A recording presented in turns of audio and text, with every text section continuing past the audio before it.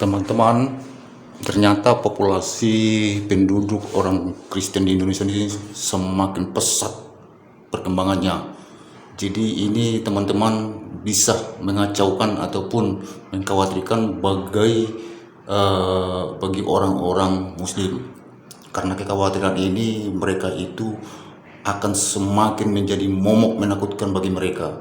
Kenapa tidak diperhitungkan tahun 2045 bahwa akan berbalik populasinya, bisa menjadi orang Kristen atau umat Kristen lebih daripada 50 dan di bawahnya itu umat Muslim, karena menurut yang sudah didata yang memang betul-betul real, belum lagi yang belum kelihatan. Artinya banyak sekarang yang sudah beralih menjadi Kristen tapi identitasnya masih seperti yang lama, masih dicantumkan di situ adalah Muslim, tetapi keyakinannya bukan lagi Muslim.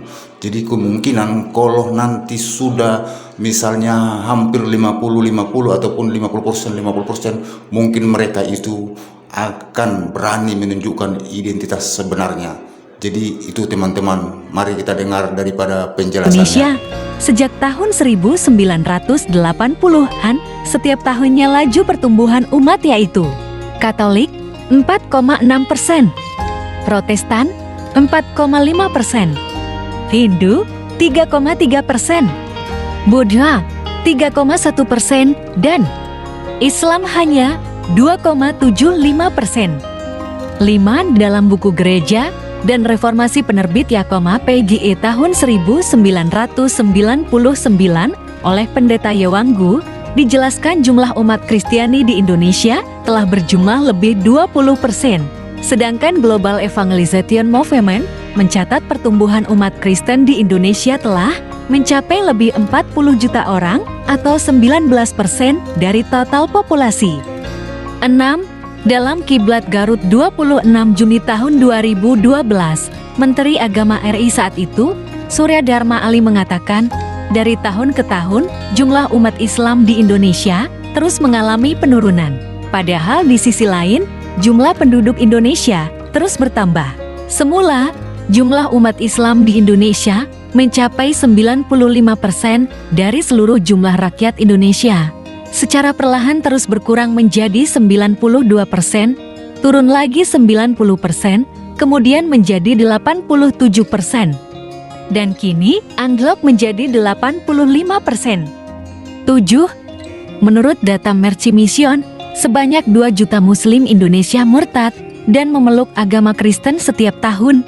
Jika ini berlanjut, diperkirakan pada tahun 2035, jumlah umat Kristen Indonesia sama dengan jumlah umat Muslim pada tahun itu. Indonesia tidak akan... Sekarang pertumbuhan gereja tertinggi di dunia, 380% per tahun. Dulu umat Islam 99%, sekarang tinggal lebih kurang 80% umat Islam. Hampir 20%. Pertumbuhan gereja kita tertinggi di dunia, 380%. Bagaimana saya mahasiswa non-muslim yang berkuliah di Universitas Muhammadiyah? Ya benar, saya seorang non-muslim. Jika semua orang di luar sana sama seperti di UMSU, maka kami akan nyaman menjadi Kristen Muhammadiyah. Kesan dan pesan oleh perwakilan wisudawan berprestasi Universitas Muhammadiyah Sumatera Utara kepada Yudi Febrianto Samosir, ahli media. Kami persilakan. Assalamualaikum warahmatullahi wabarakatuh.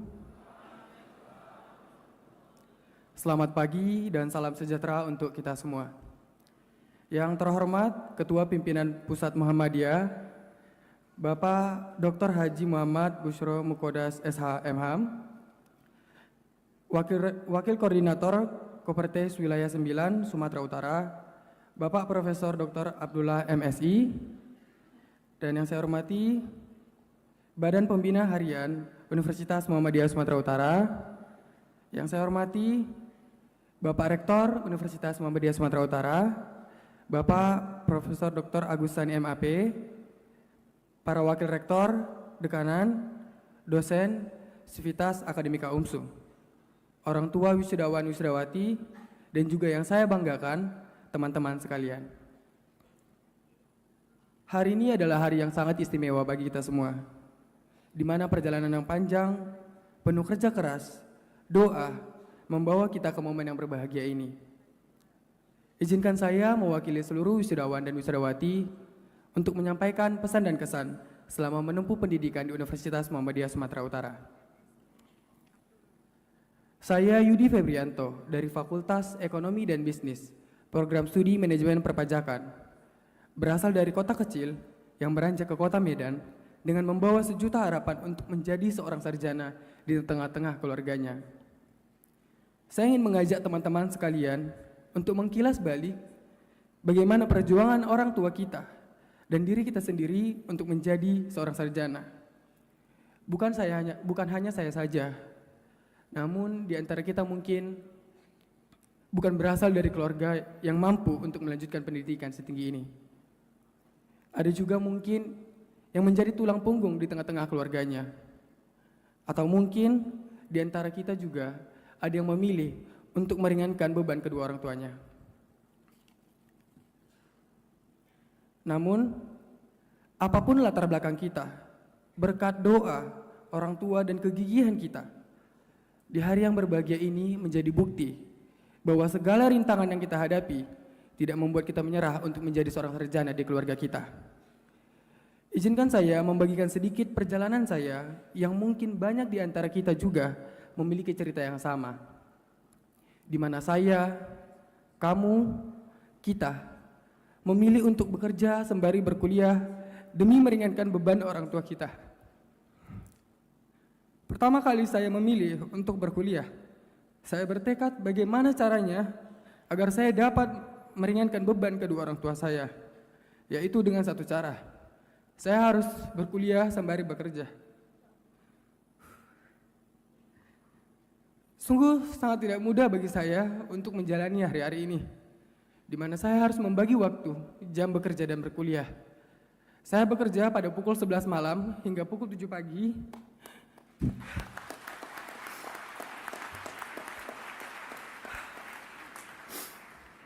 Dan pada pukul 7.30 saya harus melanjutkan perkuliahan di Universitas Muhammadiyah Sumatera Utara.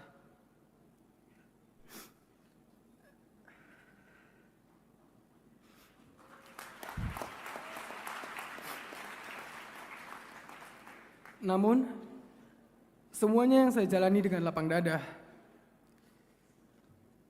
Sebab saya atau kita melihat orang tua yang tidak pernah mengeluh bagaimana kerasnya dunia menghantam mereka. Ini memotivasi saya untuk berjuang lebih keras lagi agar dapat menggapai mimpi saya, kamu dan kita semua. Di momen ini, sebelum melanjutkan pesan kesan ini, saya ingin mengajak teman-teman sekalian untuk merayakan keberhasilan orang tua kita dengan bertepuk tangan yang meriah dan katakan pada orang tua kita dengan lantang, "Maaf Pak, anakmu sudah menjadi sarjana."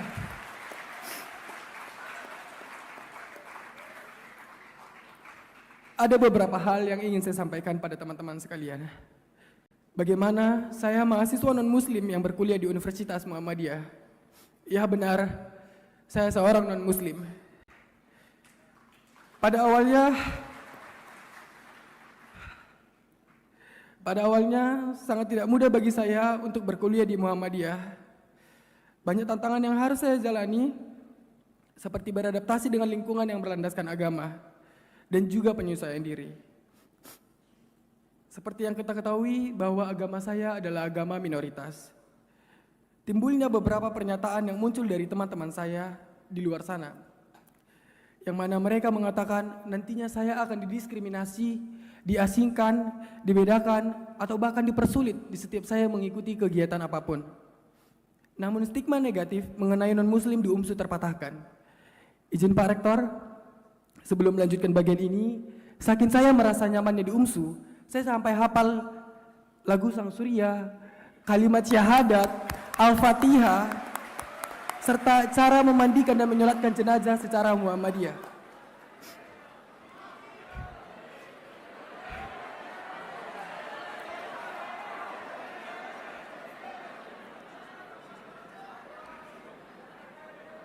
Namun hebatnya, tidak ada seorang pun yang saya temui di UMSU untuk menyuruh saya mengikuti agama Islam.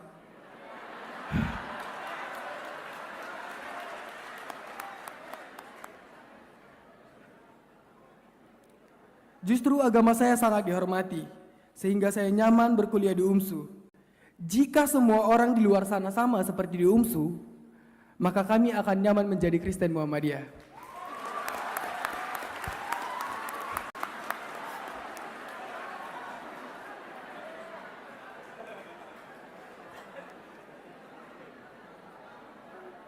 Saat perkuliahan dimulai, stigma tersebut terpatahkan di mana saya menemukan teman-teman yang suportif. Mereka tidak pernah sekalipun mendiskriminasi, justru mereka sangat mendukung saya untuk tetap fokus berkuliah. Bukan hanya itu saja, saya juga menemukan dosen, staf UMSU yang sangat toleran pada saya. Tidak pernah membedakan saya dengan lainnya. Hal ini membuat saya merasa nyaman berkuliah di UMSU. Justru saya tidak menyangka di mana saya dipilih menjadi delegasi UMSU untuk mengikuti ajang kompetisi pemilihan mahasiswa berprestasi tingkat LL Dikti Wilayah 1 Sumatera Utara dan juga PTMA se-Indonesia. Dan bersyukurnya saya menjadi juara utama Pilmapres LL Dikti Wilayah 1 Sumatera Utara dan juga juara 2 PTMA se-Indonesia. Rasanya sangat bangga dan terharu di mana saya, mahasiswa non-muslim, mengemban nama kampus untuk mengikuti ajang kompetisi ini. Selama persiapan berlangsung, banyak hal yang membuat saya terharu, di mana saya dibimbing dengan penuh perhatian. Saya menemukan dosen, para staf UMSU yang sangat hebat. Mereka membimbing saya di setiap proses yang saya butuhkan. Mereka juga sangat menghargai saya, memperlakukan sama dengan lainnya. UMSU sangat mendukung di setiap proses yang saya jalani selama persiapan Pilmapres berlangsung. Saya tidak menyangka hal ini terjadi pada saya. Lagi dan lagi, bahwa saya hanya seorang mahasiswa non-muslim yang berkuliah di Universitas Muhammadiyah. Banyak apresiasi yang diberikan UMSU kepada saya. Saya sangat berterima kasih kepada Bapak Rektor yang mengapresiasi saya dengan memberikan beasiswa S1 untuk melanjutkan jenjang pendidikan saya. Saya tidak menyangka hal ini terjadi di hidup saya. Sekali lagi, terima kasih Pak Rektor. Saya tidak akan menyia-nyiakan kesempatan ini, dan dengan adanya beasiswa ini membuat saya semakin semangat untuk menciptakan prestasi baru bagi UMSU. Saya juga ingin berterima kasih kepada para dekanan dan dosen FEB yang telah memberikan ruang bagi saya untuk mengasah kemampuan saya. Saya juga berterima kasih kepada Ketua dan Sekretaris Prodi saya yang selalu siap membimbing saya dalam kegiatan pembelajaran. Saya juga tidak lupa berterima kasih kepada dosen staf SRCC UMSU dan para staf kemahasiswaan UMSU, abangda-abangda sekalian yang selalu memberikan saya semangat dan motivasi dan senantiasa sabar dan membimbing saya untuk persiapan Pilmapres. Dan kepada ayah ibu saya, walaupun ayah saya tidak dapat hadir pada hari ini, saya ingin mengucapkan terima kasih telah membesarkan saya hingga anak yang berbakti, hingga menjadi anak yang bisa membanggakan orang tuanya. Hadirin yang saya hormati, UMSU telah menjadi rumah kedua buat saya. Tempat yang bukan hanya memberikan ilmu dan pengalaman, tetapi juga pelajaran keberagaman, toleransi, dan kebersamaan. Di sini saya belajar bahwa perbedaan bukanlah alasan untuk terpisah, melainkan kekuatan yang menyatukan. Untuk teman-teman wisudawan dan wisudawati, ini bukan akhir dari perjalanan kita, melainkan awal dari bab baru kehidupan kita. Mari kita terus membawa nama baik UMSU, memberikan kontribusi terbaik untuk masyarakat, dan menjadi inspirasi bagi orang-orang di sekitar kita. Izinkan saya membagikan kutipan yang selalu menjadi penyemangat dalam perjalanan saya. Bagaimana saya mahasiswa non-muslim yang berkuliah di Universitas Muhammadiyah. Ya benar, saya seorang non-muslim. Jika semua orang di luar sana sama seperti di UMSU, maka kami akan nyaman menjadi Kristen Muhammadiyah. Pesan dan pesan oleh perwakilan wisudawan berprestasi Universitas Muhammadiyah Sumatera Utara kepada Yudi Febrianto Samosir, ahli media. Kami persilakan. Assalamualaikum warahmatullahi wabarakatuh. Selamat pagi dan salam sejahtera untuk kita semua. Yang terhormat Ketua Pimpinan Pusat Muhammadiyah, Bapak Dr. Haji Muhammad Bushro Mukodas SH.M.Ham, Wakil Koordinator Kopertes Wilayah 9 Sumatera Utara, Bapak Profesor Dr. Abdullah MSI, dan yang saya hormati Badan Pembina Harian Universitas Muhammadiyah Sumatera Utara, yang saya hormati Bapak Rektor Universitas Muhammadiyah Sumatera Utara, Bapak Profesor Dr. Agus Sani MAP, para Wakil Rektor, Dekanan, dosen, Sivitas Akademika UMSU, orang tua wisudawan